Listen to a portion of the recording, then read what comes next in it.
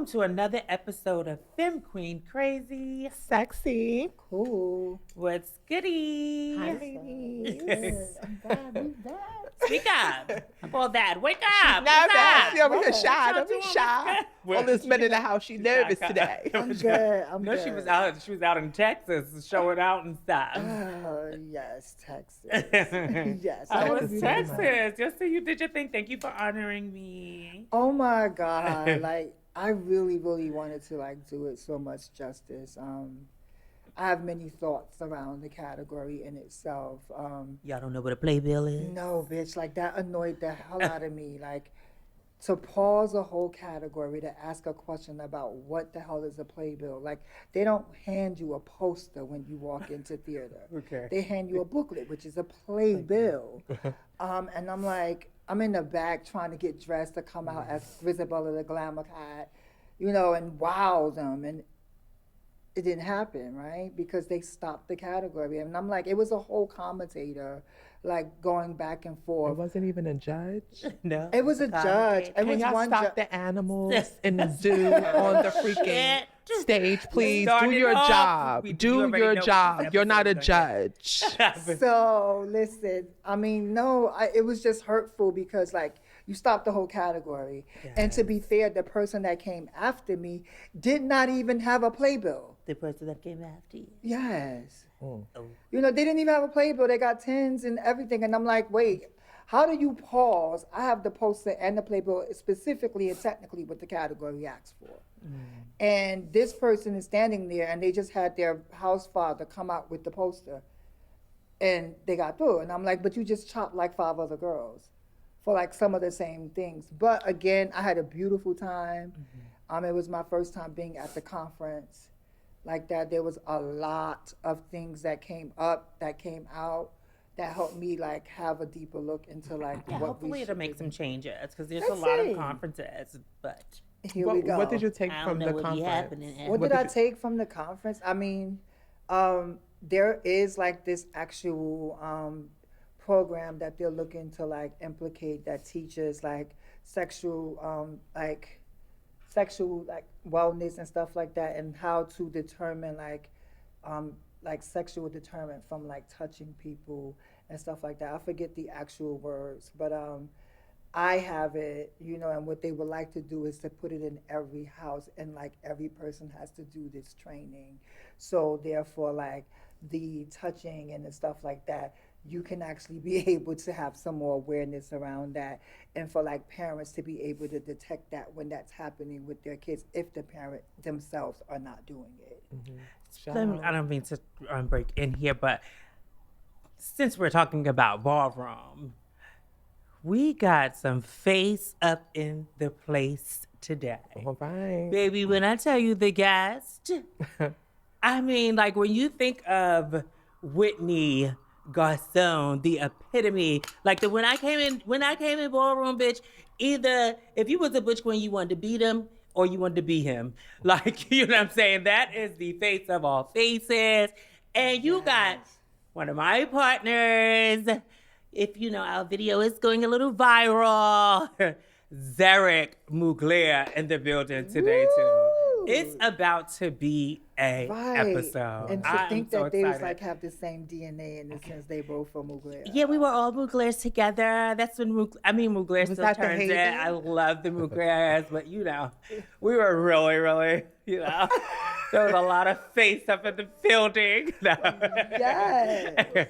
But yeah, I'm so excited about that. And also, I wanted to say, since we're gonna, by the time this comes out, we should be ending Women's Month. And also, I was thinking the other day, which girls in the scene, when I think of trans women in the scene, in our categories, who was some of the girls that is your top girls that inspired you, that you was oh my gosh, bitch, I wanna do this. I'm gonna go. I'll go. For when I was coming up, the first girls that I came into contact with, and I was wow. For your category? Yeah, for realness. It was Letitia, Keisha. Those two little girls running around back in the day was just what in the world? Micaela, Montana. And then there's one that you know, I always think about her. And she was like this girl that would break up every block that she was on. Destiny was so real for me. And I was like, wow. So I knew like it wasn't a thing about the language of illness. These were girls that I was like, I want to be like them. Like, I want to be able to walk around. I don't want to have to, you know, be worried. And these girls were real as rain, and they still are. God bless their death to the ones who are not here anymore. Definitely Mercedes, the icon Mercedes Prodigy, now Alpha Omega, and Sanaya was and Amina. I keep Amina Prodigy. I'm not for sure if she's in a different house now, but legendary Amina. I think she's an icon, right? Yeah, icon. Amina. I think she should be an icon. She better be. No, but Amina, Mercedes, and Sanaya was like it was like me, the making of Asia. Okay. Yeah, I would say, I always like the chocolate girl. I liked all the girls, but like for me, like Cheyenne, the way she sold it. I love the way Raquel sold it. Danielle, the way she mesmerized the room and captivated the room. Of course, the Ajane and those girls, and it was somebody else like Shanice Milan. Like all of them, like really just did it for me. I remember Naya Milan was sitting right next to me. I talked about this story before, and she didn't have on no makeup. She just had her real hair, and I was like, "That's one of the girls." And Shaggy was like, yeah, like, and she was like, my child just came from school. I was like, I want to be like that. Like, so shout out to all those girls that came. That's how I felt when I see Mercedes walk into the clubhouse. I was like, I had to be like 14. And Mercedes Prodigy walked in. She had like a black top on and like these black high-rise jeans. And it was just so much body. She had like the T-bar. What's the Tony Braxton shortcut, like the melted shortcut? Bitch, and she had a piece of tray with her. I was just like, that's how you do it. That's how you walk into our place, bitch. And of course, and she just Sanaya, the way Sanaya, I don't think nobody does it like Sanaya as far as like the sex side, the way she oozes, like the things she just comes up with and stuff. It's like in the midst of a battle. I feel like the girls that walked, especially those girls that walked Femme Queen Performance and Femme Queen Face, when I watched the clip as a young girl, I just noticed how it was the ultimate femme queen. It was like the ultimate bitch, and they knew they were the girl. Like, even when I used to go to the clubhouse sneaking in as a young kid, I used to just watch them.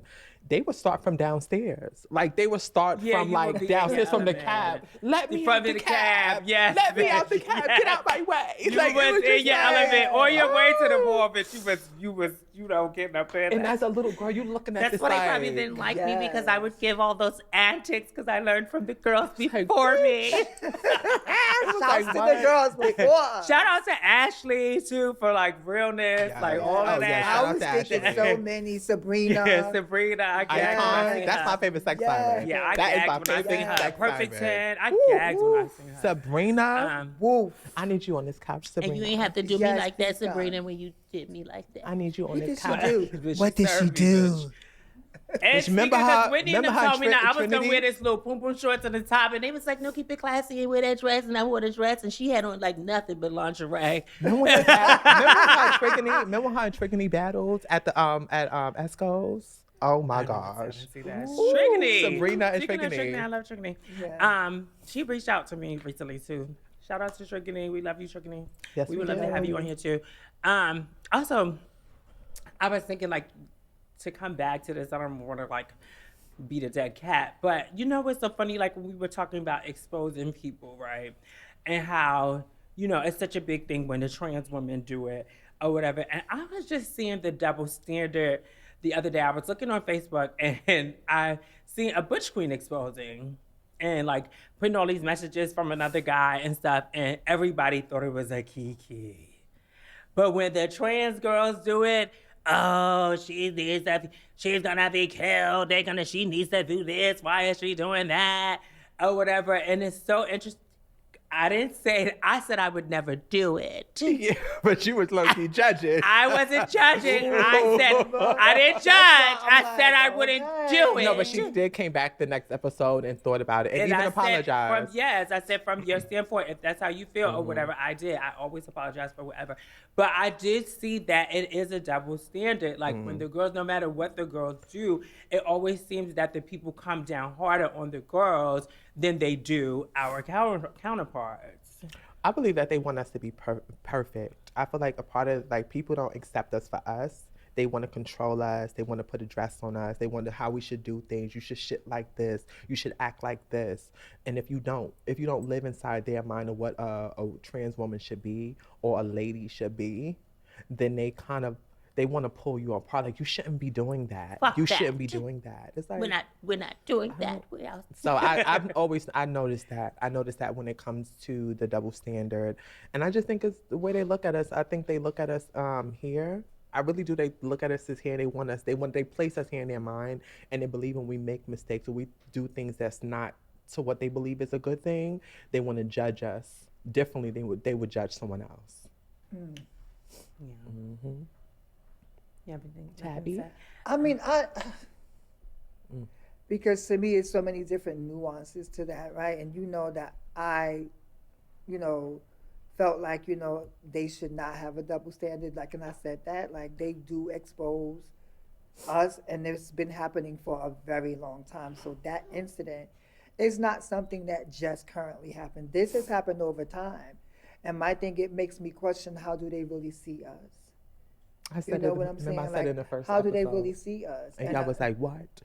Right, because my thing is like, the girls can't be expected to live life the way they want to live life on their terms without falling under some scrutiny or judgment by some man on, like you said, how we supposed to be.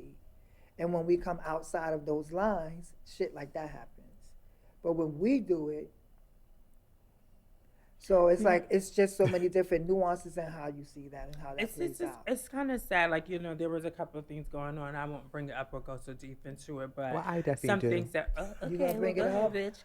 Oof, see, I know so- you was going. I knew y'all was getting around that corner. I seen something recently on Facebook that was just happening this past weekend, and I even started to second guess being back into Ballroom. It was just like, this is really a dark space. And I mean, some of the people were older, older. I would expect like healing to start at some point, like I understand people's journey is completely different, but it was just like being in a space full of people that believe in the darkness, that actually enjoy it.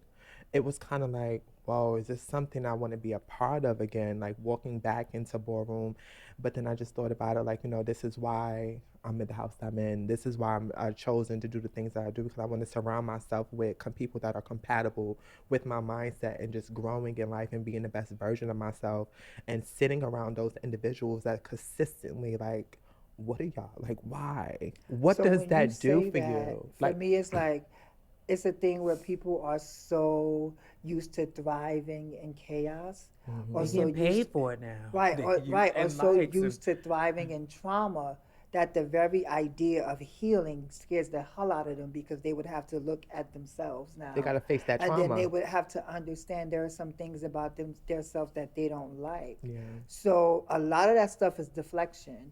And a lot of that stuff is look at them, but don't look at me. And I got all this dirty stuff over here. And they thrive, and the healing seems foreign. And they don't want to do that. Because when you say that it starts at the top, I do believe you. I do believe you, and I know we've had conversations back. Well, no, because somebody has to take responsibility. Yeah. My thing is because I always felt like I don't want everything that I do in my life to be like, oh, because my grandparents and those who came before me and the ones and the elders, and I don't always want to be the person to say it's the elders' fault. But it has to start somewhere. And for the kids that look to the elders, healing should start from the top down.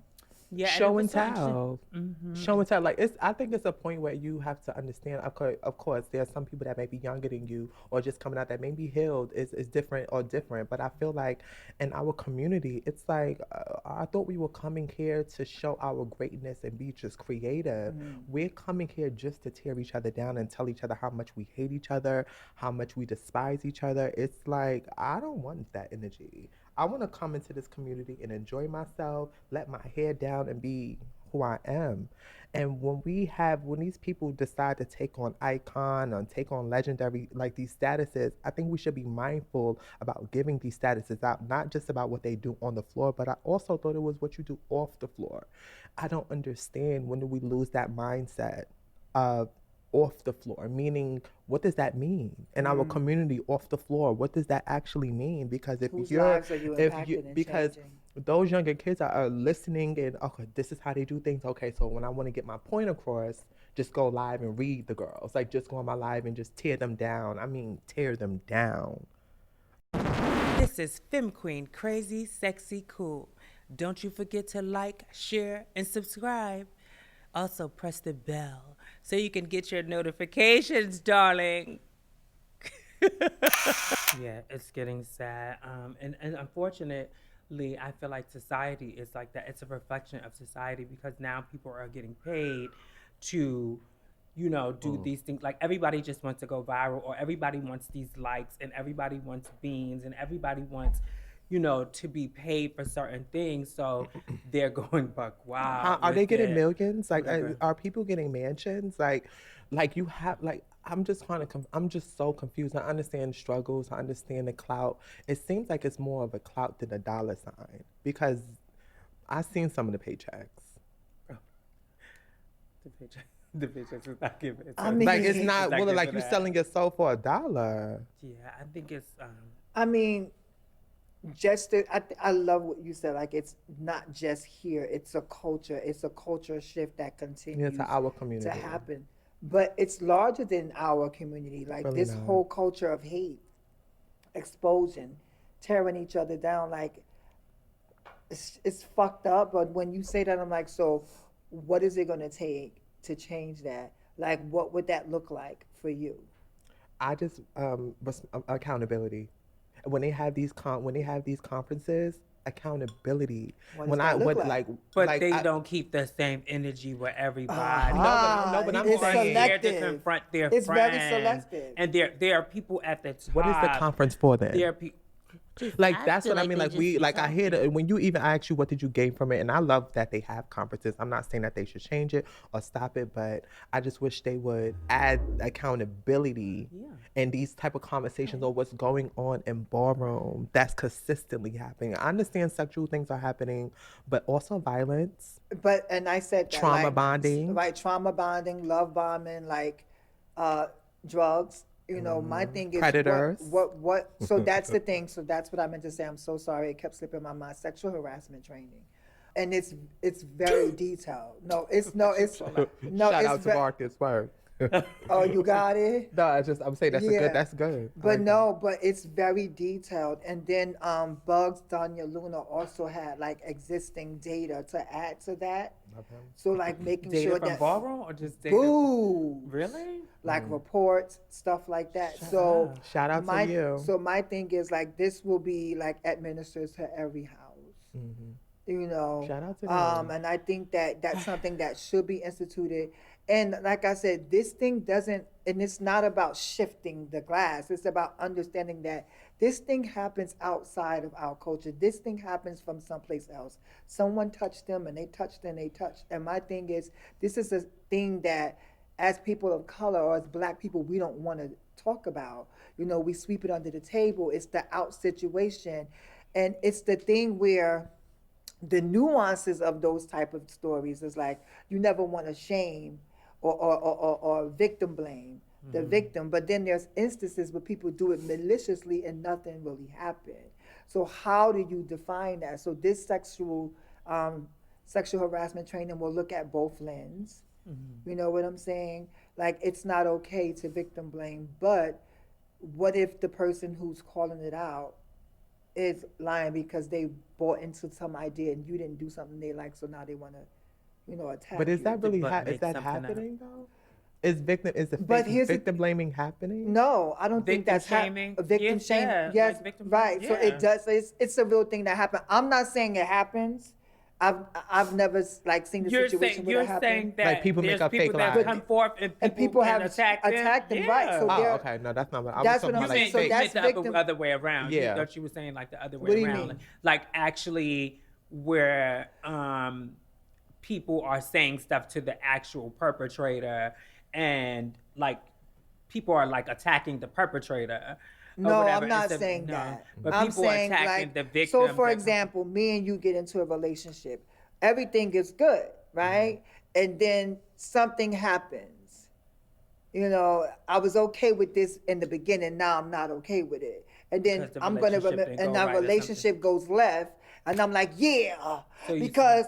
So my thing is, I'm saying those nuances exist within that. Got So it. it's not a thing to victim shame. So how do you determine what's Who's telling the victim truth shaming and Go to looks court. like? Go to- And who's so my thing is this sexual harassment training is supposed to be said what? able to I break say law. go to court. Like they Yeah. take them to No, jail but because I and feel this like is that's but too so much. here's Like the for our thing. community. So that came out at the conference. People was like, "Oh, well, let the law get involved, right? Tell the Yeah. police." And that came out there, right? And then the people were like, the nuance of that is that do people feel safe reporting to police? So those things come out. You understand? So that's what I'm saying. So this training is supposed to address all of that.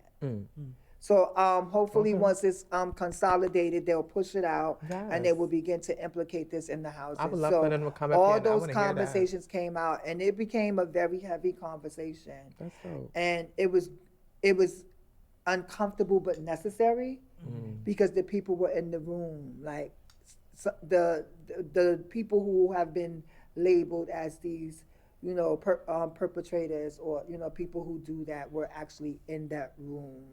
So they The call predators those- were there, and But see, that's the thing. and I It's don't want to like say that- predators that's what because I'm- but the that's people what I'm who- saying. the That's what I'm alleged saying. the alleged what do you call it? Predators. Predators. Like I'm getting stumbled over the P's. That's that pull. That's that pull, That's darling. that damn pull, Asia. No, but I feel like yeah. I feel like that's one of the problems.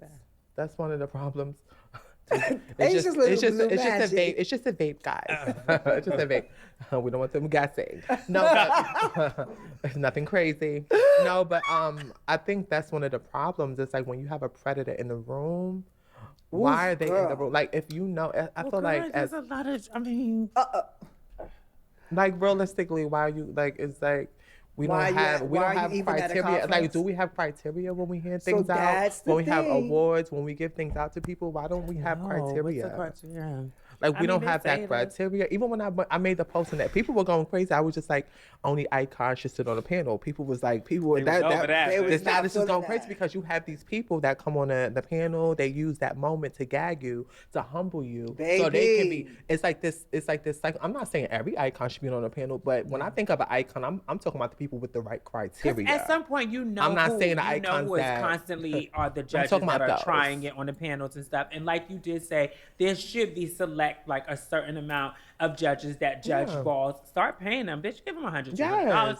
or something and let them Fly do, them let them do their in, job. fly them in. You know what I'm saying? And there be particular judges that you know are fair judges and they judge these balls or whatever. And then So as the the fly- It's just- should be the same group of people. Right. So the fly-in so being a judge should be something that's sought It's after, something, and there should be yeah, a like criteria. you work towards Yes. it. And Like there's a you work criteria. towards it, and Only I a guess certain type you of- can't have, only you the can certain have a type- certain amount of drinks. Like you can't just Only be one up there drink, just that's to it. play. And we're watching you because this is your job. Yes. Like you know got what I'm paid saying? to So, do this. Is And this it's- mic on? And it's just and mind you, I'm a calm if criteria, y'all a stop bag, paying and flying a me bag out, of a bag of icons. I'm not saying it should be the same icons, but it should definitely be like, say if there's like 200 icons, 100, at least out of those 200, at least 10 or 20. 20, the same 20 way you out got of the 20, you and know, then you got a for each fan, commentator, and you pick got out of your those. yeah. And you pick out of those 20. And I think you they pay per hour or something, or just like a if you want to job, learn how like, to judge, like why are you? Because people's on the status like, oh, you know what? How are people supposed to learn? Baby, I'm working a $10,000 category. I don't know why anybody's sitting on this panel trying to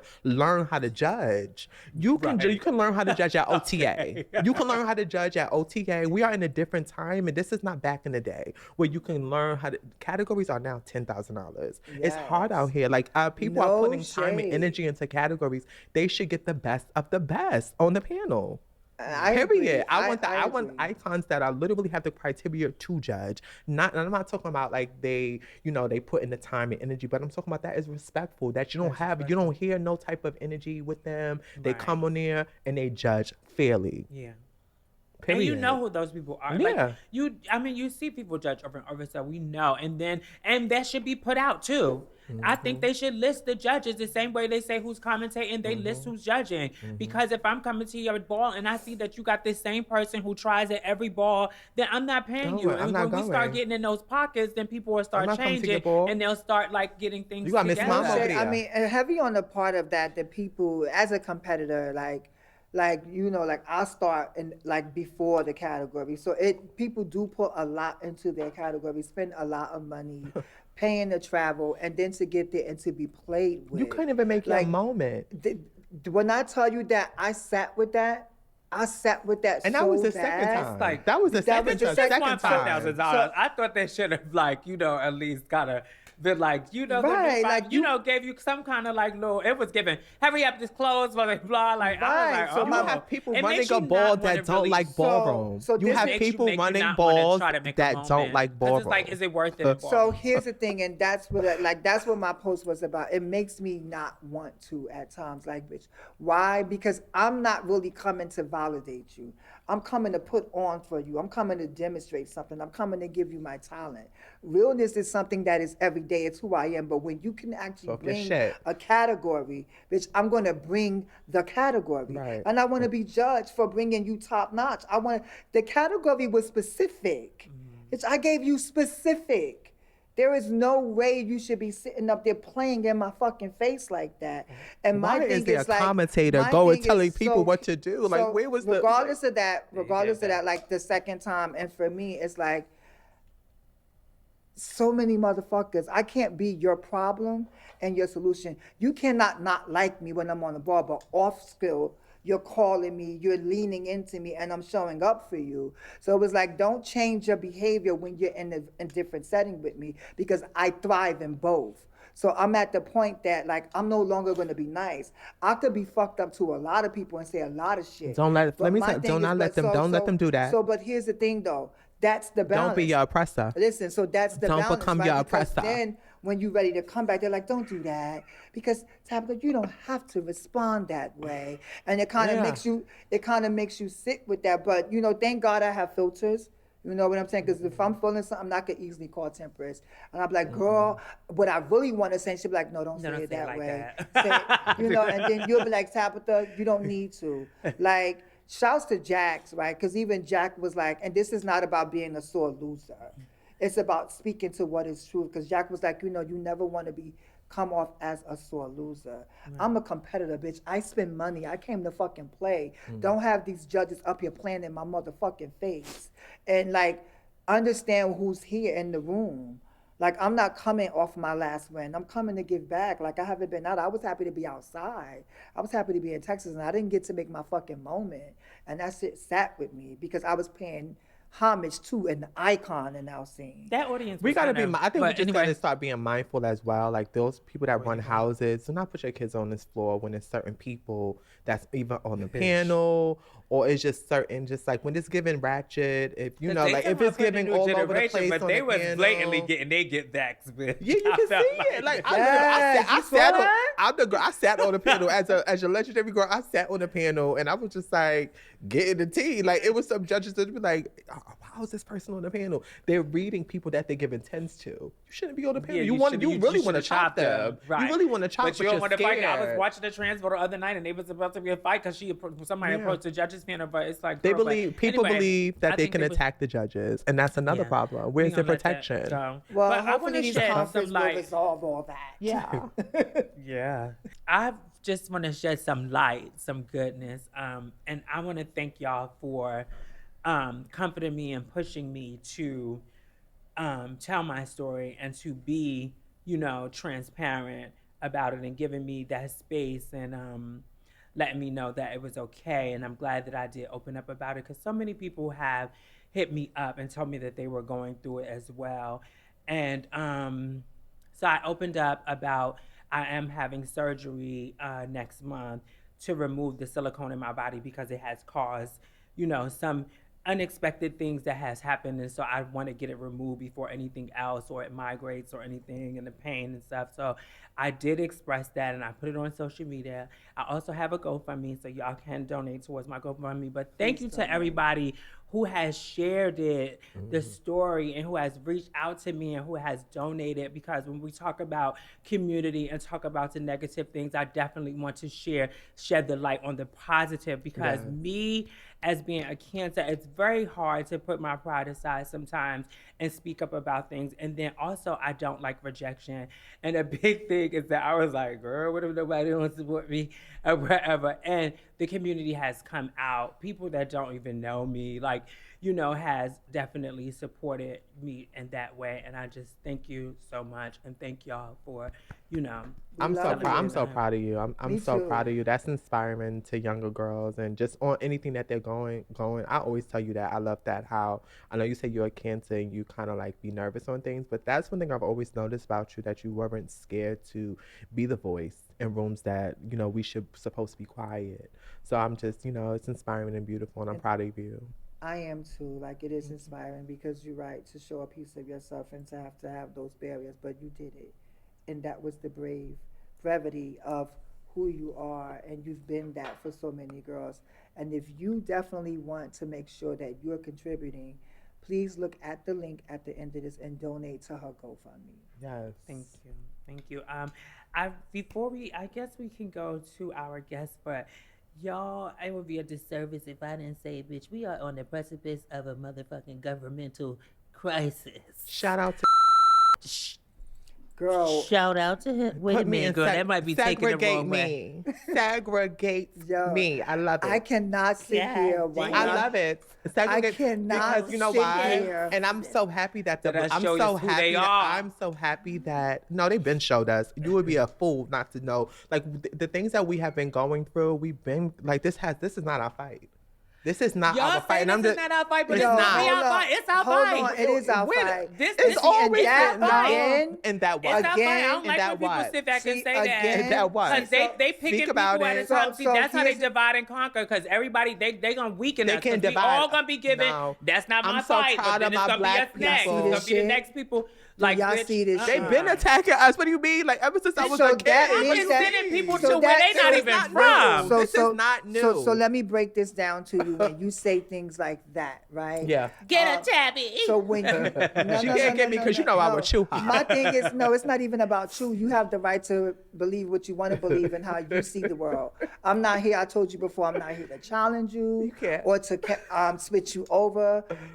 I feel as though that's part of the problem. So Yeah. I'm going to say that. You should, And point it and out. okay, right? Because when you start to say things like segregate me, you think about all the work that our ancestors have for us to have access to health and wellness, for us to have access to wealth, or even dream about a 40 acres or anything else, right? So for you to sit here and say that it's okay and segregate me, this bullshit that's happening, you don't think that our liberation intersects with these policies that are being pushed out that will ultimately roll back on not just us as an individual, but our families? We ain't free till we You all understand? free. So when we think about our families who will be impacted, like I got nieces and nephews, defunding Department of Education, removing DEI, and having people segregate us making us not have access. They're scared because we have access to education. And now they don't want us to have it after years of our people fighting to have access to these fucking places.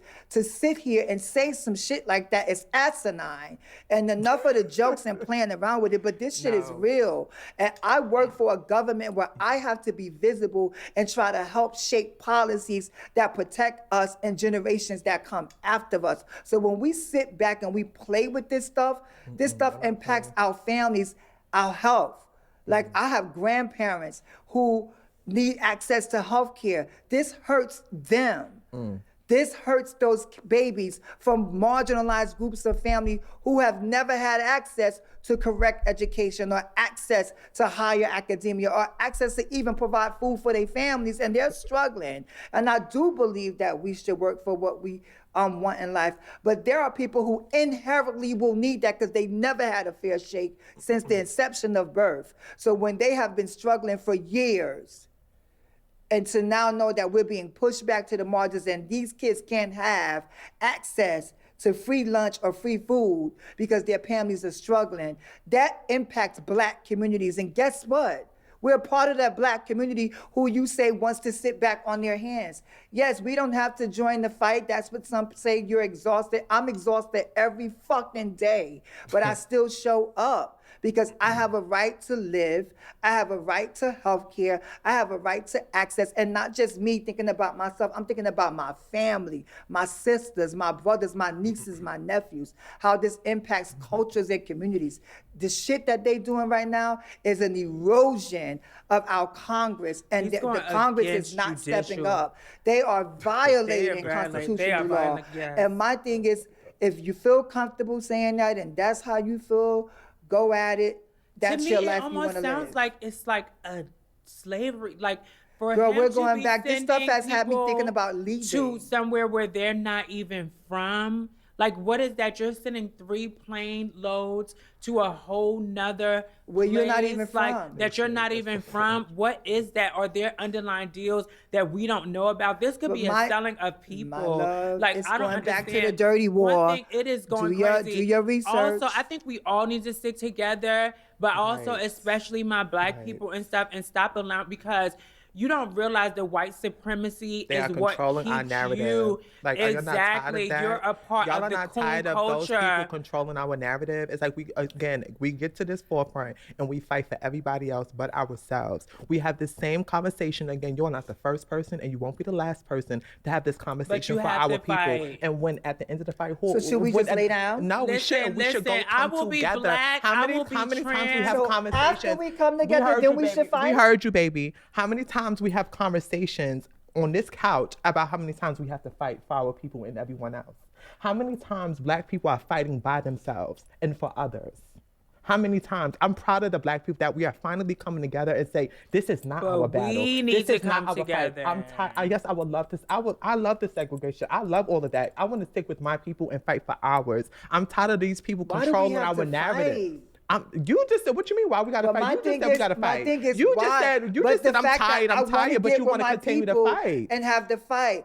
Our liberation intersects. Like, I'm so tired of these people control. It's like they dangle a piece of chicken in front of our face. We need free health care. Why we can't get that? Why we can't get that for ourselves with each other? We can do. Why can't we do that for each other with each other in our community? Why are we always trying to this dangling thing that they have been doing? That's why you have these certain people that are upset that this is happening. It's a bunch of us. It's a bunch of things that we can actually do for ourselves that these Jewish communities have done, the Italian communities have done, like so many things that why we're not learning from and everything that's happened, they don't give 2 fucks whether we live or die. None of those people that you are fighting for, they don't care about us. Here's the thing. I'm not fighting. I'm fighting for a community of. Come on. So let me be clear. So let me be clear.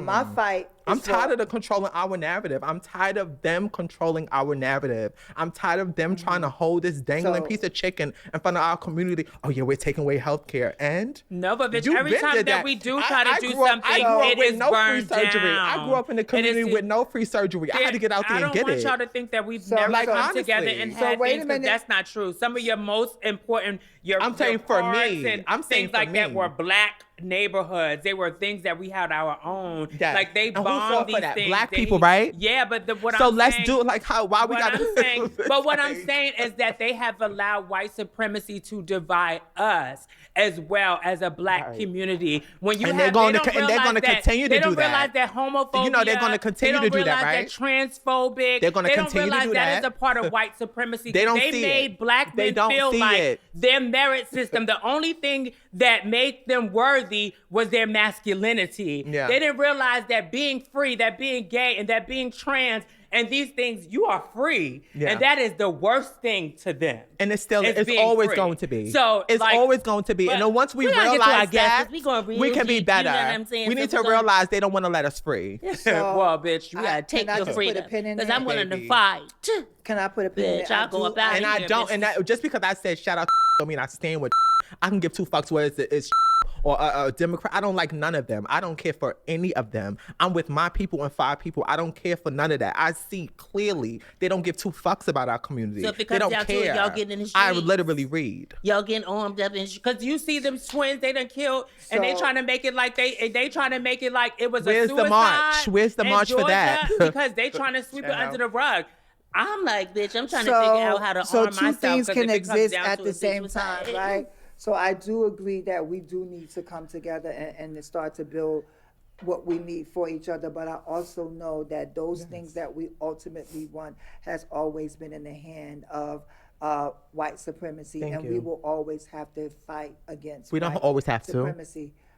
Whether we're segregated or not, we're still good. That just because we stick together don't mean that there's barriers that some may We're not stronger afford to us. together I than agree. apart. Yeah, but they've I diminished agree. our women My love, down to just can I put being a pin able in this to- conversation because we could be. Yeah, let's put a pin in it. Let's put a pin Yeah, in it. please. So what I want to I've say been trying to is put a that minute in. Why? what I Because want you was to on fire, bitch. No, because I'm just so tired. I'm tired of this same conversation. They don't see it for us. They don't want us here. They don't want us free. We got get it. that. I'm just talking about like until everything they have. I think that we all need to come together to fight them. I And don't. then, Why bitch, are if we we trying go separate ways, fight Because them? we need to. We need the numbers. We need to come we don't together have. We won't just have and the focus numbers. on the things that we need, the things that we desire in life in our community. That's what we need to fight for. We need to be honestly smart up here first. Smart, healed people. We don't like each other either. That's what I was just saying. Because of them, they divided us. But we're gonna be We back. shall We're gonna put a pin in it. She was about to cry for the people that don't get 2 fucks about her. overcome. She was about to cry for people that don't give 2 fucks about her. Someday. That's what they want them doing.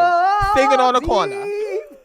Deep in my heart. It is out. No. Okay, we'll be back. We're going to great. We'll be back. We'll be back. We'll be back. It's your duty.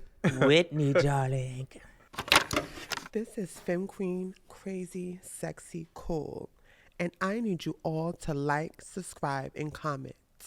And don't forget to hit the bell button, because I'm going to be mad if you don't catch an episode. Mwah. And we are back with the icon, the pioneer, the model, the face of Ballroom. He also modeled for Sean John. I'm saying we got Whitney in the building, baby. It is so good to have you. I've been chasing you for a minute. Yes, it's so good to finally be here. I have supported you ladies since episode 1, season 1. So being here now on the couch is a little surreal for me, but let's get the shit started. Let's get it started. Well, we get this shit started in a different way over here. Okay. But it's so good to have you. You know, like I said, when I came in Ballroom, it was like, oh my God. And for decades, like what? Let's just start it right off. What is that pressure to be the butch queen face of Ballroom? It's always like you have to kind of be better than you were the last time. So every time you go out, for me, it's not just a category, it's a lifestyle. So I always make sure that I'm on point. I make sure that I smell good, look good, dressed well. I just feel that as a man in this community, we have to represent, especially in Ballroom, we have to represent because they see you first. So the physical aspect of it, once you're together physically and then they actually talk to you and they hear that you actually have a brain and then the physical and the mental, the brain actually matches. So I always feel that it's a lot of pressure. It is a lot of pressure because that one little time they see you slip and they run into you at the supermarket or something, they're like, oh, I saw Whitney, he looked fierce. So I always try to make sure that I'm presented, I'm well represented and well presented every time I step foot outside of the house. How do you like that pressure? I'm used to it now. At first it would get to me, but I'm kind of used to it now, and I try to instill that in my kids that, you know, go get a haircut, go, you know, shape your facial hair up. For the girls, you know, just make sure. Let me tell you a few things. Yes. For the girls, make sure you're on point.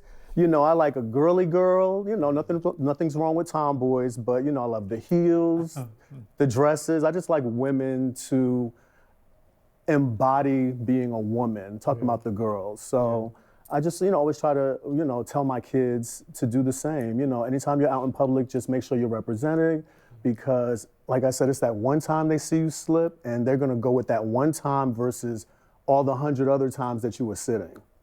So. How long have you been in Ballroom? That's a good question, Asia. I've been in Ballroom since 1989. Nobody do the math out there. But you tell your age now, You know. You just had a birthday. I Happy did. belated. It's so crazy you remembered that because a month ago from today was my birthday, February 23rd, and today is, I don't want to say that. Okay. I want to say that. Happy belated. The date now. What would be the criteria for being an icon in your opinion? That's a great question too. To be an icon, my criteria, me personally, I feel that you have to teach one. You definitely have to make sure you teach the kids. You have to show by example. A lot of the icons out here now, it's almost like do this, do that. Yet you look at them and it's not giving. It's a mess. You know what I'm saying? They may not have the right stability. They may not have a career going on. No matter what you do to make money, just make sure you have, you know, you making your money. Be self-sufficient. Making sure you teach the kids by showing them what you're doing, showing them how your life is playing out. Me personally, I always like to make sure that, you know, the younger generation is set for success.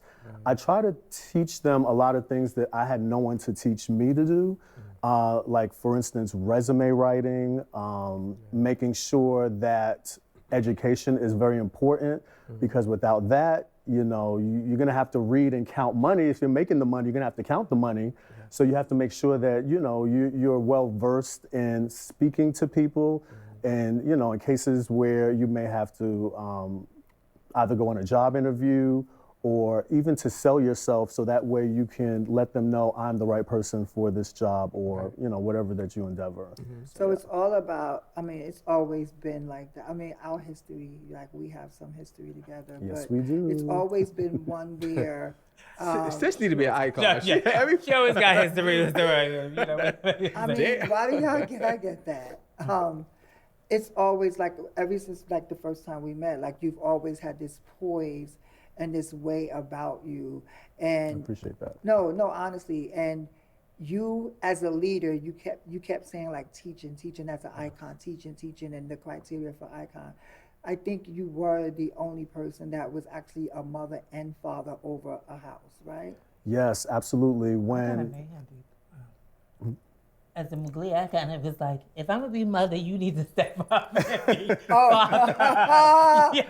I told Whitney, I said, well, if I'm gonna take mother in this house, Whitney, I need you to come back to the front and I need you to go ahead and take her father out. It's so crazy that me and Tempress have such a history. I remember when you first became a Mugler and you ended up moving to Jersey, I would come to your house and we would hang out together in Kiki sessions. But we were really family. Like we cooked, we hung out. Like that's when I talk about family. So when I say this shit now is with family, the Muglers, the first time I was at Mugler, we were really, really family as well. We were. And you were really, really nice too. You were really nice. Like you were really, really I don't know, to me you was. But you were just really nice. Like you was just had a nice, well, I heard that from everybody that met you. You just really sweet and just really nice and to you know, to my generation, I noticed how you were always just educating people or just letting people know when they're doing good. And I love that in the community. So you know I gotta go And I wasn't back even to in the that. same house. I appreciate And that. I love that. I appreciate that. I always feel that you have to treat people with the kindness and respect that you would like to get back. And I definitely believe in reciprocity. Yes. So I always feel that if I'm good to you, you're going to be good to me. Some, you know, people on the scene, they're nasty or shady for no reason. I stay away from those people, but I still try to exude a lot of positive energy because this is what we need in the scene. Because before Ballroom became so mainstream and we were underground, why fight each other? You know, it was at the time them against us. Now we're like, you know, global. We're worldwide, so we need to make sure that, you know, we treat each other with kindness and respect so that way they can see that all those rumors they hear about ballroom children either not being educated or always doing something to like stealing, crafting. That way they can see that we know we're human, we have a kind heart, we have a kind soul, that we have a good head on our shoulders. So I try to make sure that I exude that so people can see that. What was the difference between Ballroom for you then and now? Ooh. That's a good question. Ballroom then, one thing I will say with Ballroom then is that when people walked and competed, the crowd would be engaged no matter what house you were in. That's why I love the balls that they have overseas, because the balls that they have overseas now, the energy is infectious. It's like you go there and you can feel the energy as soon as you step in the building. So you're like, oh yes, I'm ready. Right. Yeah, it's like it gets you riled up. And I watched the ball, a recent ball that just happened like maybe 24 hours ago, and the energy was dead. It was quiet. You could hear crickets in there. And I just feel that the energy back then, it was, you cheered no matter what house you were in, everyone cheered. The crowd basically was very engaging. And I feel that it was very competitive, and we kept whatever shit we had on the ballroom floor on the floor, and we didn't carry that over into our personal friendships. So, like, I think that they say that imitation is the biggest form of flattery. Not only do you have face, but you also sell the hell out of a mug. Oh yeah, a little bit. I've seen videos, bitch, their hands was given. I'm like, come on. So when you see people that are doing things that you've done, how do you feel about that? I actually feel good. I feel that you have to inspire people. So when you inspire people, if they want to take a little bit of what you're doing out there, like taking the shades off, looking at yourself in the shades, if they want to take that, I'm like, okay. Oh, that's nasty. Good for you. Taking off your shades and be like, No, you gotta like, look let me back. check You gotta myself go back real and quick. look back. Yes. But because you were, I feel like you definitely, I guess like Between Faces, they probably did, but what I've noticed about like you and to me, the Between Faces that stand out are the ones that are always so put together. And you were always so, not only just on the floor, but period. Like you said, you are always so put together. So for a very long time, every time a big face category was coming, they would say, Whitney's coming. Everybody, oh shit, Whitney's walking, Whitney's walking. Whitney don't walk. And like, so then you start feeling like, then they start saying Whitney's coming. I'm like, child, Whitney ain't walking. So finally you hit the floor. I did. And everybody, you always wanted to be your partner, and Lola got to be your partner. So how did that happen? Sure. why not me? How did you end up back on the floor, and how did the whole, this is the 3-part question. Okay. How did that happen? Like, what made you decide to hit the floor again? How did you and Lola team up? And how did you feel about the outcome? Okay. Great couple of questions. Let's go back a little bit. So the year prior, Caesar had mentioned that he was having the, one Butch Queen, one Femme Queen face, the team face together. So I already had in my mind what to do. I kind of like already planned it out visually. And I did ask a girl at first, maybe 9 months before the category. And because the girl hit me up in my inbox, and I'm not gonna say her name, but I'll give you enough hints so you can kind of put 2 and 2 together. I asked the girl in her inbox, because she hit me up in my inbox stating, if there's ever a team face category, I really wanna walk with you. Whenever you walk again, I'm like, fab, that's fab. So I hit her up, and she went ghost. I didn't get any response from her.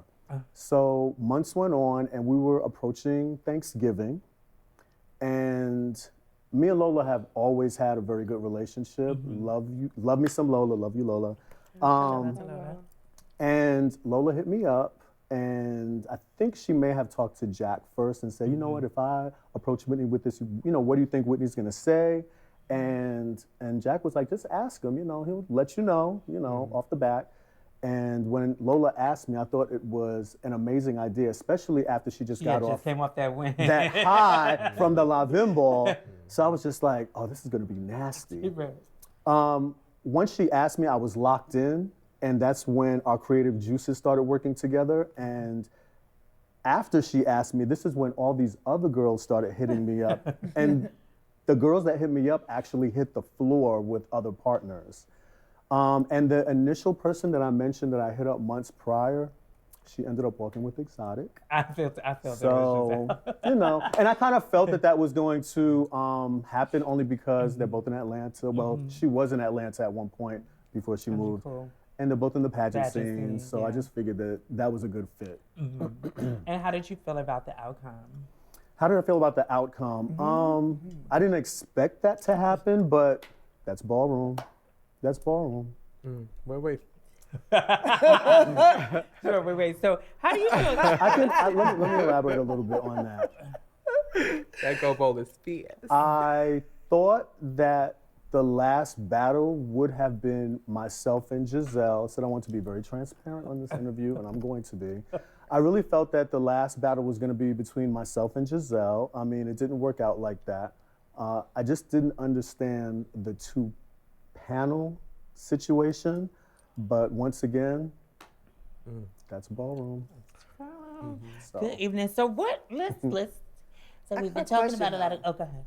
I do have a question. So, like, going back a little bit, like, if you could, because I know there's so many clips of you out there with so many amazing, like, moments. Okay. If you could go back, talk about the days when Robert was around. Okay. Right. And, we was outside. Right. Who's Robert? Oh, Robert Mugler. Okay. When I was a Mugler, like, Robert and them used to be. You remember her? Yeah. Yes. Back in 93, 94-ish? Yes. Yeah. For a very short period of time. I was there, yeah. Through Eric. Before I went. I came in through Eric. One meeting. No, I was there. No. I was there. There was a class of us. So it was Frankie Mugler, Albert Mugler. It was a bunch of us. Tabytha been around forever, child. Just go ahead and give that lady a Legend, icon. That's give an icon. Okay. She in the mind. So back then, I had left to Revlon. Chris Revlon was like the face at that time. Well, many of the Revlons. However, but if you could resurrect one moment back then, what would that moment be? I think it would be the moment that I made when it was Legendary Face with a new look. The dreads. With the dreads. Atlanta. Exactly. With the dreads in Atlanta. That was sick. So, I don't know if you've ever seen the clip. I know maybe Asia's the newest person, into the, ballroom scene. It was Legendary Face with a new look. And it was crazy because how that look came about was I was trying to figure out what to do. Let me back up a little bit. What inspired me to be such a trendsetter for face was I loved what the Femme Queens did, how every time you saw them, they gave a different look. I've walked with cornrows, a curly bush, brush waves, a bald head. Brush waves. I haven't heard that in years. Yes. Brush waves. Caesar, a Caesar basically. So I was like, what haven't I done yet? I've had flat twists. I was like, you know what? I haven't done dreadlocks. So legendary Alyssa Mugler, Butch Queen and Drag Face. Shout out to my sis. I ended up going to a beauty supply store and I saw dreadlocks on like a weave track. And I'm like, we could do something with this. So I brought maybe 10 packs of it. And I was just like, let's see what we could do. She did her magic. And we did this at one of our meetings the night before the actual ball. So if it got fucked up, that was it. And it ended up turning out really, really nice. The last, the hairline, since it was on tracks, the hairline, she took the last thread, cut it in half, and kind of created a hairline. And I had to get used to it because I've never had that much hair before. So I said, let me just play around with this. So I started to, kind of turn it and like kind of turn my head. I wanted to control the hair. I don't want the hair to control me. It was over. Anyway, if I were to recreate that look, it would be that look because I had so much fun that night. I felt like I embraced my West Indian, Trinidadian heritage. Came out there with no shirt, some sandals, and I gotta go see this. Did you I'm win? I'm waiting for my clips. I'm waiting from this some DVDs as well. Yes. From like, Yeah, Did he you ate win? that. I did win. You I did. came out there and Jack didn't even know what I was gonna do, but he knew my body frame. So when I came out there, I had the dreads all covering my face. So I walked out in the middle of the runway and I just flipped my hair back and started selling it, and Jack We just gagged. went That was crazy. probably your first time I love walking that in energy. Atlanta. That Find the was- clip. Yeah, Let's like make that it was. viral. It was over. It was like Get in. at I that wanna- time. It was only like, to me, I felt like there were a handful of legends. It was like that's when we was like, I want to be a legend. 'Cause it was not that like many. you. It was like Sanaya. It was Ashley. Like it was just Right. like a few people that it was like, so it inspired you to want to be, because it was like these people have a resume of The work, and criteria. Right. they constantly upgrade themselves and challenge themselves, and it made us want to do that as well. I Now have- status have gone crazy. I have a but- Yes, I question. agree. I wanted to know what made you decide that Ballroom is going to be part of your life forever. It's so funny you asked that. Let me go back to the beginning. So back when I was introduced to the gay culture, of course, it's like many of us, we are closeted as a teenager. I was 17 years old, and I ended up meeting a girl that was a lesbian, and she was like, you know what, I think we should go down to the pier. I didn't know what the pier was, I didn't know what the village was, went down to the village, ended up meeting Karen Covergirl before she transitioned, and I met Tanae before Tanae transitioned. And me and Tanae, we just always just had a bond. We always just kind of just meshed well. And I remember me and Tanae ended up going to our first ball, and as soon as I walked in the Elks Lodge, that's how old I am, y'all. As soon as I walked into the Elks Lodge, I saw Octavia and Carmen battling for face. And I was so in awe of the girls. I'm like, wait, these women are so beautiful. And at that time, I was just coming out, so I kind of liked everything. I didn't know what I liked at the time. So I was just so in awe of both their beauty. And I just said, this is where I need to be. I just found it very fascinating. I found it very entertaining.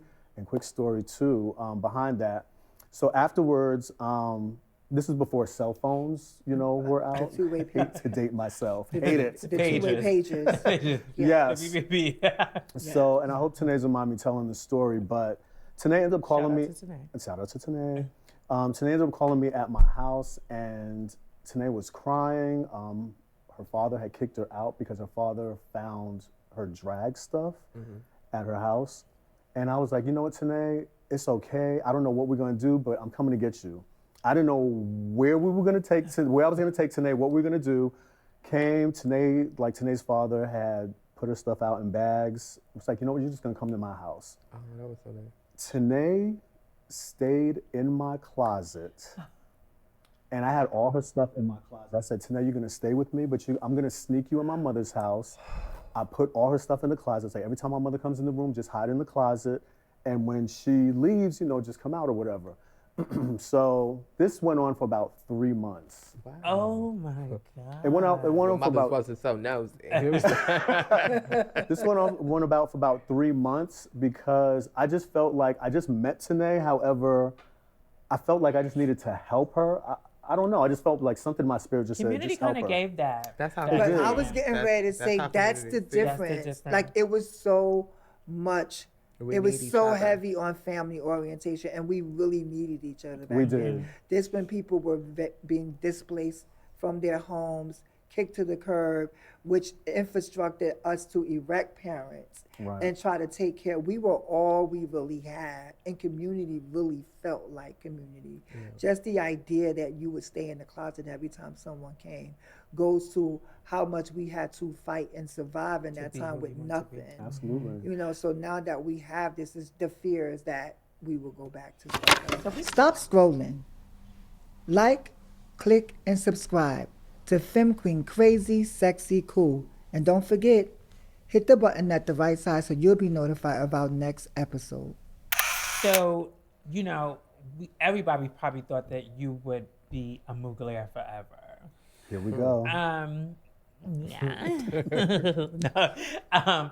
But there was a split. It was. And you started the House of Garcon. What happened? I'm glad you asked that. I've never publicly addressed exactly what happened, but just to say this is my story. Okay. Your perspective, right? And this is my perspective of what happened. When you're in an organization, and I love the Muglers, you know, shout out to Muglers. When you're in an organization for about 16 years, and I was a member, 2-3 years later, I became the mother. Then a few years later became the father, the mother and the father of the same house. I really, Wait, so I'm Yes. sorry to break that I up. was So getting ready you to go were there. you was holding both titles at the same time? no. Okay. Separately. I was the mother, and then they wanted to usher in a different mother, and I became the father. Because I had such a strong hold to Muglers, like everyone wanted to be a Mugler, and I wanted to make sure I went through the vetting process of bringing people in and making sure I kind of remold people once they got in. This is what you need to eat, this is what you need to drink, you need to use this type of skincare line. Like, it was very military style. You can attest to that. It was military style. But when you're in an organization for so long and you don't feel appreciated anymore and you feel like your voice is not heard after all the years of service that you put into that house, I knew it was time for me to go. It hurt me to my core. But I knew it was time for me to go. So I said, you know what? If I can do this, if it's not my house, I can do this if it was my house. So that's when the House of Garcon got born. It was a conversation that me and 3 of the other founding members had over dinner one night, and it came to fruition. So I know on a previous episode that, I think it was the episode with Nicolor and Malik, you mentioned you heard that the House of Garcon got birthed because of 2 people dating in the house. Yeah. That wasn't it at all. Oh, it wasn't? No, it wasn't it at all. So I wanted to go back on something Somebody that you watch said. these shows. Shout out. I'm on point. So I wanted to ask a question that you had talked about. What made you decide that what you liked romantically? Because I heard you say that when you first came into the scene, that at that moment you didn't know what you liked. What made you decide, okay, this is what I like. This is what I'm interested in romantically? My very first relationship was with an extravaganza, Vanathan extravaganza, and That's what is trans woman or butch oh, woman? good question. Yes, Vanathan is a butch queen. He's a butch Okay. queen. I'm trying to Say it right. to say it Without. and express it to you because Vanathan is no longer here. He ended up passing away from an overdose, so in it peace. kind of like Touches you. touches Your me. heart. But once I started dating Van, and we were together maybe for like a year, a little over a year. I didn't, he was in Ballroom. However, me being a Mugler at the time, him being extravaganza, we kept that separate because Muglers had one path, Extravas had another path. Shout out to Extravas. And once I dated him, I knew how I wanted to be treated, with respect, with kindness, and that's how he treated me. And that's when I knew that that this was exactly what I liked. And I know it's a very good question because how do I know I like it if I've never tried something I didn't like? So I know that's probably where you're going. Yeah. No, that's not. No. But that's not really where I'm going. I just wanted to really go deeper into that question because you basically touched on you say you saw Octavia and Carmen walking in category, and you were just like Enamored. visually like in awe, like wow, Yeah. they're so beautiful. But it sounded like you were saying like you wasn't sure what you romantically liked. I got And you. a lot of you times know, it's a big discussion with Because I feel like a lot of BQs. people, Yeah, then they come in the scene, they're unsure and are not met with the kindness to decide what they what like. they like. I got you. I got you. They come down and you talk about, not to bring this back up, but you talked about, you know, your past lover overdosing. A lot of times we notice in the scene that, you know, there are pressures, or, you know, there are a lot of people around us who are doing drugs. You know, how did you, and we've lost people along the way. Absolutely. How do you think that you protected yourself from going down that route? Or, you know, did you at some time? And then, you know, what was your story with that? Sure. I want to answer both questions.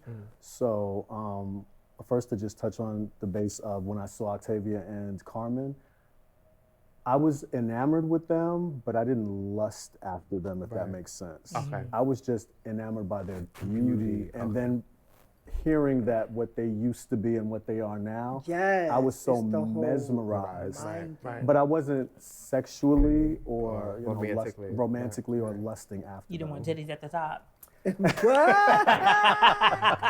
That's kind of like when I saw Octavia, not Octavia, oh my God, Ajane, when I saw Ajane Another beauty. That's my, at you know, that's my Graceland, favorite. like I was just like, oh my God. Yeah. Like that was the first time her, and it was China Mugler at that time. Yeah. So I'm sorry, I was so into Asia's question. I'm sorry. What was it? So, you know, a lot of times we, you know, had the pressure of, I remember now. Thank you. My body is my temple. So, and once again, how I started this off was this is just not a category, it's a lifestyle. I just don't want to put any type of poisons in my body. This is another reason why I don't drink. I don't even drink alcohol. I just You can knew. tell. you never drank alcohol? I did, but it just wasn't for me. I just didn't like the way it tasted. So I tried it. I was like, okay, been there, done that. But I knew that with substances, especially after watching what happened to him, and he kept it hidden from me for 9 months. I didn't know he was doing it until 9 months into the relationship where I was already in love. And I saw what happened to him, so it made me not want to do it myself. Okay. What would be, being in Ballroom, what is one of your favorite moments that you battled someone? What is one of your favorite battles? Ooh, that's a great question. I guess it would be with Tony Milan. Yeah, shout out to, oh my God. That's my uncle. Yeah. Shout out Uncle. Tony humbled me one day when we walked at the ABC ball. And ever since then, I was like, never again. And we battled probably like 10 times after that. And I always got him. But after he humbled me, I was like, okay, Whitney, step your shit up. Make sure you're on point. Make sure you're... I always kind of thought 2 steps ahead of my opponent. So I would always have a trick up my sleeve, which I try to always kind of teach my kids the same thing. Always have a trick up your sleeve. Don't just kind of study them on tapes or now on YouTube videos. Always try to, you know, just think of, you know what, if this person does this, I need to do something that's going to gag them, to throw them totally off course while they're in their element. So I started embodying that and started, you know, having a trick or here and there.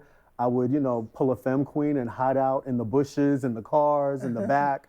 But I think that works. That formula works. So really Not full of it's femme not, queen. yeah, if it doesn't, if it's not broken, don't fix it. I don't see why people are going to walk a category, especially for a lot of money, and then they want to tip around the ballroom and let everybody see them. I'm like, Yeah. stop you, being so boo. mixy and pressed. What's the difference between the House of Garcon and the House of Mugler? Well, the House of Gonzalez is its own entity. We're an LLC as well. We are a family-based organization.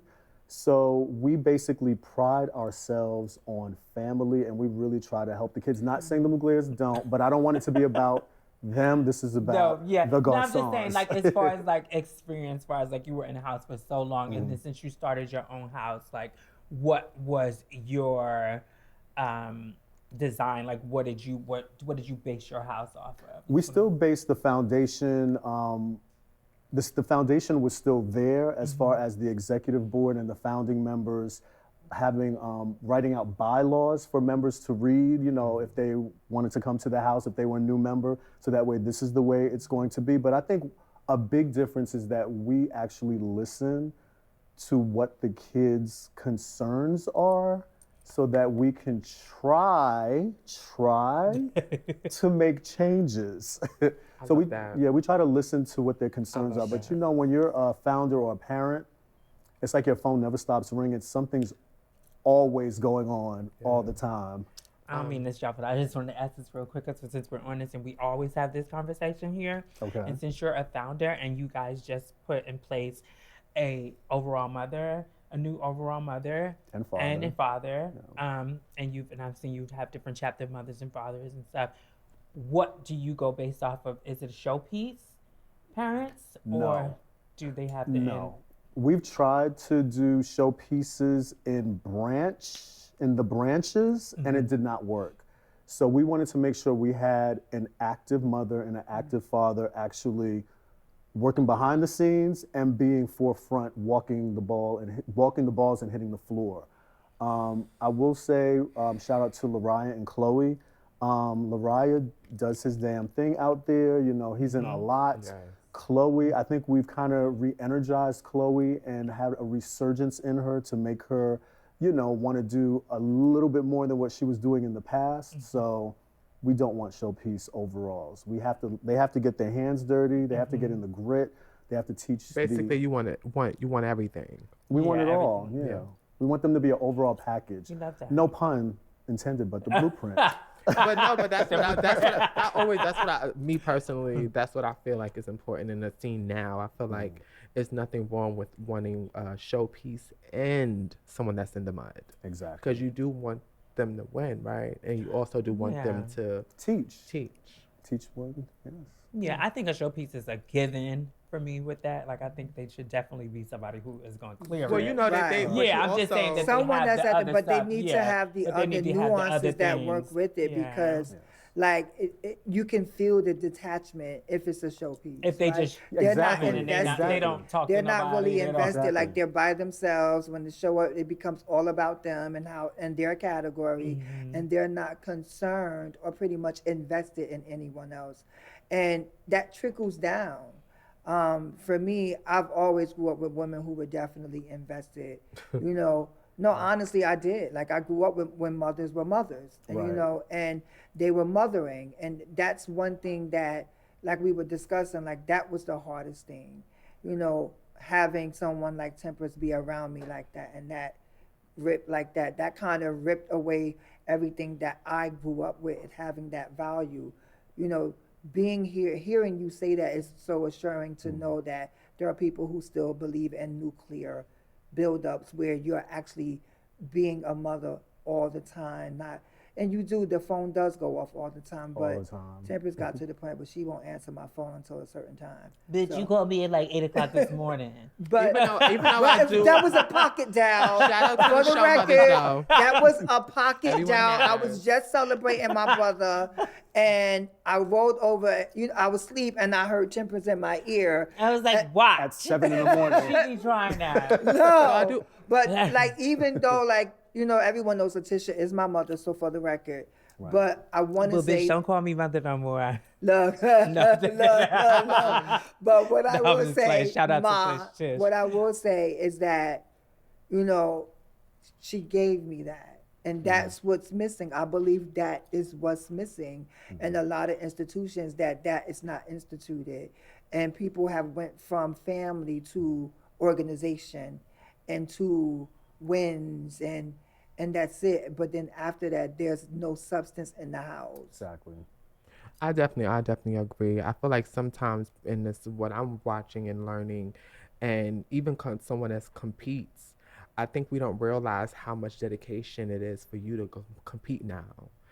You have to put so much time and effort. And for me, one thing about me, when I walk, you may think I'm just coming to get the trophy that day. anybody that know No, you because know at the end of the day, I have done so much before that. But when I walk a ball, for me, I'm putting 100% in myself because I'm probably hiding out. Number one, I can't go focus on the kids. That's why you implement like making sure the fathers or other people are stepping up in that moment while you're doing your thing. I think it has to be a team. And sometimes I hear people say we just don't want to show mother, but a show mother sometimes has to deal with even more than what you probably think she has to go through. She has to get herself to the ball. She has to mentally prepare herself. She has to also make sure that she does her big one on the floor. So sometimes it's hard for her to focus and hide out and make sure she's prepared to compete. So and that's not why focus that's on the kid. That's why there. So that's why there's a team. Right. Like, that's why you have like a people team. who to step in that place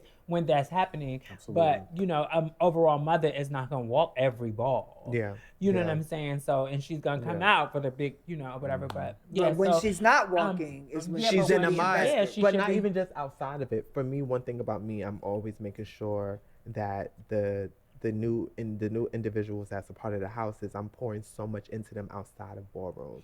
And that's what I mean. Outside. Yeah, like that. Like, but That's when I what go we're to the talking ball, about. I'm gonna be That's honest. really what we're talking When about. I go to the Outside, ball, not after ball. when I After go to the ball, ball, bitches should be better- sitting. I'm You should sorry. be- you it should be is all- sitting. You're in your zone. Yeah. I'm in my zone. No, And that's what we're I'm talking showing- about. I'm We're talking showing about the outside. Yeah, right. We're talking about the how to get it nurturing done. part. Like that's Yeah, Right. that's what we're talking Yeah. about. We're talking about outside. Of course, in the ball, bitch, you're not running around and doing all The that. mother No. not supposed You got to. other people who are doing Yeah. that. You got the father That's when who you is gotta pull walking out. them to the, Yeah. and all that stuff. Did you have any? Do you think you have a rival in ballroom? Everyone always said it was Tony Milan because we would just go back and forth. Well, like I said, he got one on me and I got a lot on him, but God rest the dead Tony. Yeah. But that's who everyone said was my rival at the time. To this day, I don't have a rival. Every person that's in the competition wait a never minute, admits can to I having ask a you a rival. question? Affinity. They never. Brian, y'all never went against we, each other? we did walk against each other once, but we actually battled. We actually teamed up and walked together as well. Okay. So So today, who are your first top 5 face kids? I thought this was going to be a goal ball question. Oh no, the goal. She's a little bit goal more ball's a little dangerous. bit more She's a tricky little than bit more that. tricky. This is like This is medium. This is like. I'll give you the top 2. Okay, I'll give you the top 2. oh, it wasn't 5. It will be. 5 is kind of hard. It is. Well, 5 is a And that's lot. crazy when there's a million that's a more. lot. I'll give you 3. Okay, give me 3. Solid. It would be Wolkoff Garcon. Gotta shout out to my own house first in Paris. Okay. Julian Garcon. I will pick someone in a different So house. maybe we now. should say outside of your house. And she already worded the question. Too late. Too late. She already worded the question. No. Outside of your house now. Too late. Go ball. With go ball. Oh my God. And I guess someone that's in a different house. Let me give props to Haven right now because I think Haven followed, and he didn't even know he was doing it. I think Haven followed the same blueprint that I followed, which every time you see him, he's in a different effect, a different look. You never know what Haven to don't play. expect. Yeah, he be Leoing. So that's what I was doing, which made it almost like, well, what's he gonna do next? So he has that, element as well. So I'll give Shouts props to Haven. Haven. I get props. He doing his. So my next question for you will be, what do you think in this community now, like as far as the state of ballroom, what do you think we could work on, and what do you love about the scene now that you think that we have now that you get in, and also what do you think we could work on? One to thing be I think better? we can work on is more community. I really feel that we need to come together and stop fighting each other and kind of band together and become a stronger unit. Once again, ballroom is mainstream now, so we can't let everyone look at us saying they're a mess. We have to be on point, We have to really come together, especially with everything that's going on in this administration right now. We can't let nothing break us apart. One thing that I do like in the scene is that it's very competitive. Yeah. the competition actually teaches you how to be in real life, because if it wasn't for Ballroom, I wouldn't be as competitive in my career as I was. I work in HR for a very large events company in DC, and I wouldn't be competitive with my career, my life, my family, relationships. So I think Ballroom makes you be very competitive because it's cutthroat out there. And Ballroom is cutthroat too if you let it be, but you can learn a lot from Ballroom. You just can't, how could I say this? You just can't get discouraged by ballrooming, if that makes sense. Well, as you can see, we can go on and on for you, but I just do have one last question before we That was quick. Okay, we can do, no, we're not letting you go. I know. We're not finishing. But I wanted to know, like, as far as your modeling goes, because like I said, you used to model for Sean John, and I know you also did like, what is it, studio? What can you explain that? How that goes? Sure. I was a fit model for Sean John from 2004 to 2006. At the time, I didn't know what a fit model was. Let me tell you how that came about. This is when God puts you in certain places because you need to be at certain places when things need to get you into that next level in your life. Right. So at the time, I was the supervisor of ESPN Zone, which is at 42nd and Broadway. We used to go. Yes. And it's so crazy because one of my very dear friends, Jack, Gorgeous Gucci, was working across the street at WWF. And normally I went to the gym that was across the street from Bryant Park after I left work. I went to that gym. It was closed for renovations. And I was like, you know what, let me just go to the gym that is up by Rockefeller Center. Yeah. Went up there, worked out, whatever, and I'm coming out the gym and somebody's like, Whitney, and I'm like, who is that? So I noticed it's somebody that lived in DC at the time. And I was living in New York at the time. This is before I moved to DC. And friend Julius was sketching, and I'm like, what are you doing? He was like, oh, I work for Sean John now. I'm sketching. And he was like, by the way, what's your measurements? And I was like, I have no idea. All I know was small, medium, large. I didn't know suit sizes. I didn't know neck, sleeve length. I didn't know any of that. He said, well, Sean John's looking for a fit model. Why don't you come tomorrow? So I was like, okay, well, let me give it a chance. Let me give it a shot. Yeah. So mind you, I'm a supervisor at a restaurant, game room, and store, which was 3 levels at ESPN Zone. So right now, ESPN Zone has closed down, so this will not come back and haunt me. But I ended up calling into work saying I had a stomach virus, because that you can't help. Can't control that. Yeah. So I was like, I have a stomach virus. So I ended up going to Sean John that day.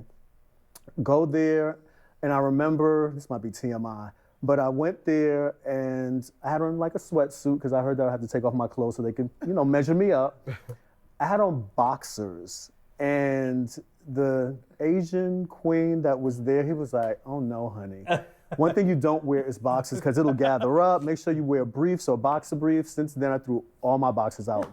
But anyway, he took my measurements and he had me try on jeans, suits, t-shirts, like everything except underwear. I kept my underwear on, I wasn't fully nude or anything like that. But I ended up trying a lot of stuff on. And during the day, a lot of other fit models were coming in to, get their measurements taken, but they would be either too big or too small. So he would be like, oh, you're no good. And he would send them on their way. So I literally was there all day. So, at the end of the day, I'm like, okay, so did I get the job? And he was like, okay, we'll call you. So I ended up going home, and he ended up calling me that night at home. And he said, oh, we need you to come in tomorrow. So I was like, okay, let's see what happens. So I called back to my job that next morning. I still have a stomach virus. I can't come into work. And was there all day again. This day, like maybe 5 guys came in and out. They were measuring them too big. Some were too small. Some were like gigantic.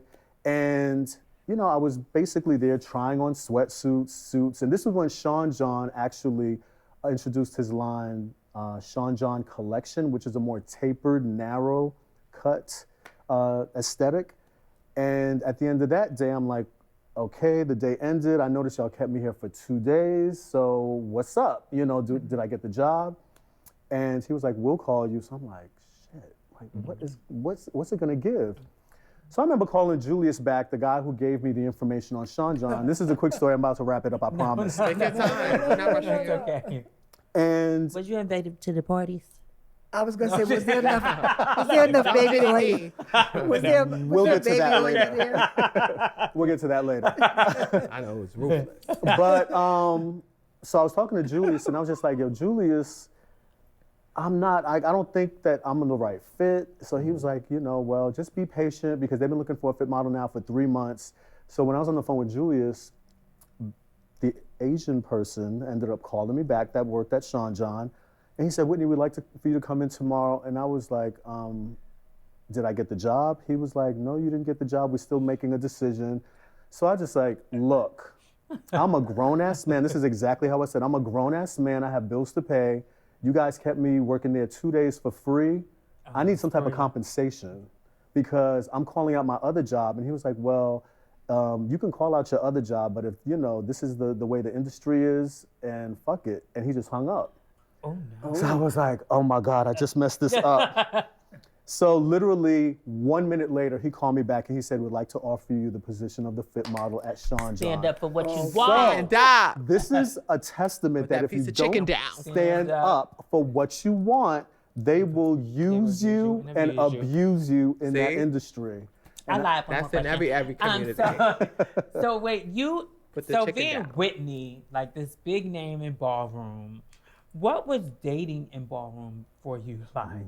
Like, how was it deciphering the people who just wanted to be with Whitney because you was Whitney, or, that really wanted to be with Whitney? It's not easy. I feel that a lot of people it's crazy because the people I like and I approach but they're not attracted to me. But then the ones that I really don't like, I feel like this. they're always That's approaching the me. same for me. And I'm like, what is going on? But They get intimidated and they start basing themselves on my aesthetic.